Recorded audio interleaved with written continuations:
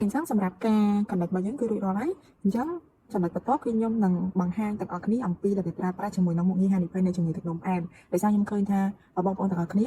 និយមប្រើប្រាស់ជាមួយនឹងមុខងារហ្នឹងនៅលើនេះដែលគេហៅ Huawei Fit 5 Pro ហ្នឹងណាដំបូងទាំងអស់គ្នាចុចនៅលើ crown button របស់យើងមកចុចម្ដងមកហើយ scroll ចុះទៅខាងក្រោមអានេះគឺខ្ញុំមានជាមួយនឹងអក្សរហៅស្រាប់ហើយប៉ុន្តែបើសិនជាក្នុងករណីទាំងអស់គ្នាអត់ឃើញអក្សរបែបហ្នឹងទេអូស scroll ម្ដងចុះក្រោមចេះមកគឺវានឹងឃើញអក្សរឲ្យហើយអញ្ចឹងយើងអូសទៅខាងក្រោមរហូតរកពាក្យថា Huawei Research អញ្ចឹងខ្ញុំមាន Huawei Research ហើយណាដោយសារតែខ្ញុំបានអាប់ដេតជាមួយនឹង software ហើយបើសិនជាក្នុងករណីទាំងអស់គ្នារកពាក្យ Huawei Research នឹងអត់ឃើញទេគឺបងប្អូនគ្នាត្រូវទៅអាប់ដេតជាមួយនឹង version ចុងក្រោយសិនណាអញ្ចឹងខ្ញុំចុចនៅលើ Huawei Research ហ្នឹងមកហើយធ្វើតាមការណែនាំអញ្ចឹងខ្ញុំយកពាក្យថា agree គឺចុចយកពាក្យថា diabetes series ហ្នឹងមកអញ្ចឹងបើសិនជាទាំងអស់គ្នាមានពេលគឺអាចទៅអានជាមួយនឹង introduction របស់គេសិនណាខ្ញុំយកពាក្យ join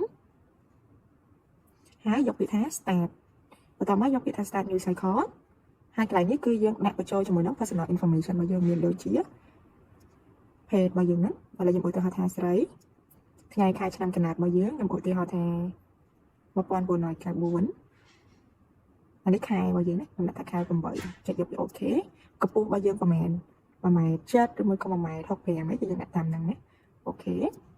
ដល់មកកន្លែងនេះគឺគីឡូរបស់យើងមកឧទាហរណ៍ថា54គីឡូចុចយកពាក្យថា OK មកអញ្ចឹងអស់ហើយយើងយកពាក្យថា OK ម្ដងទៀតគឺវានឹងចេញបែបនេះឲ្យ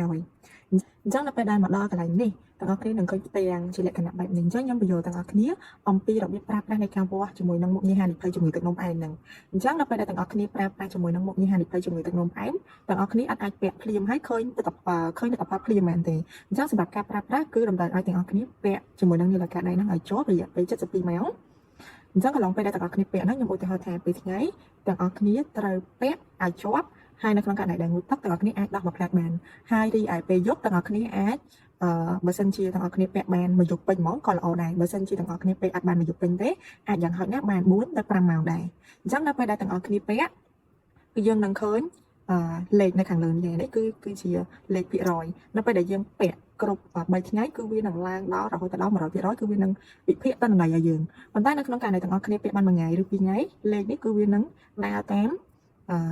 ម៉ោងពេលវេលាដែលទាំងអស់គ្នាបានពាក់អញ្ចឹងនៅពេលដែលទាំងអស់គ្នាពាក់រួចរាល់ហើយគឺវានឹង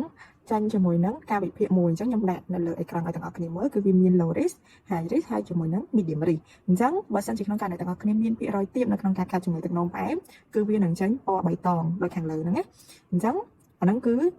តំណែងឲ្យមានហានិភ័យទាបប៉ុន្តែបើសិនជាមានហានិភ័យមធ្យមពណ៌របស់វាគឺពណ៌លឿងអញ្ចឹងគឺវានឹងចាញ់ពណ៌លឿងឲ្យបើសិនជាទាំងអស់គ្នាមានជាមួយនឹងហានិភ័យខ្ពស់គឺវានឹងចាញ់ពណ៌ក្រហមឲ្យអញ្ចឹងនៅក្នុងករណីចាញ់ពណ៌ក្រហមទាំងអស់គ្នាអាចធ្វើការទៅពិគ្រោះជាមួយនឹងគ្រូពេទ្យបានជាក់ស្ដែងឲ្យបានតាន់ពេលវេលាអញ្ចឹងនៅពេលដែលមុខងារនឹងវិភាគគឺវានឹងវិភាគជារៀងរាល់ថ្ងៃបើសិនជាទាំងអស់គ្នាធ្វើតាមគ្រប់លក្ខខណ្ឌដែលនាឡិកាបានដាក់កំណត់ឲ្យអញ្ចឹងឧទាហរណ៍ថាវាត្រូវការឲ្យយើងពាក់ទាំងថ្ងៃទាំងយប់អញ្ចឹងបើសិនជាលក្ខខណ្ឌហ្នឹងគឺគ្រប់គ្រាន់គឺវានឹងចាញ់តនន័យឲ្យជារៀងរាល់ថ្ងៃឧទាហរណ៍ថាយើងពាក់មួយអាទិត្យពេញពីថ្ងៃ7ហ្នឹងសំទោសពីថ្ងៃ8ហ្នឹងរហូតដល់ថ្ងៃ13អញ្ចឹងវានឹងចាញ់ឲ្យជារៀងរាល់ថ្ងៃមួយទៀតបើសិនជាទាំងអស់គ្នាចង់មើលតនន័យសរុបថ្ងៃមួយអាទិត្យហ្នឹងយើងមាន low risk medium risk យើងអាចអូសទៅខាងក្រោមនេះបើសិនជាទាំងអស់គ្នាពាក់បានមួយអាទិត្យហើយមានតនន័យគឺវានឹងចាញ់នៅខាងលើអេក្រង់ហ្នឹងហើយខ្ញុំដាក់រូបនៅខាងលើឲ្យណាឲ្យងាយស្រួលមើល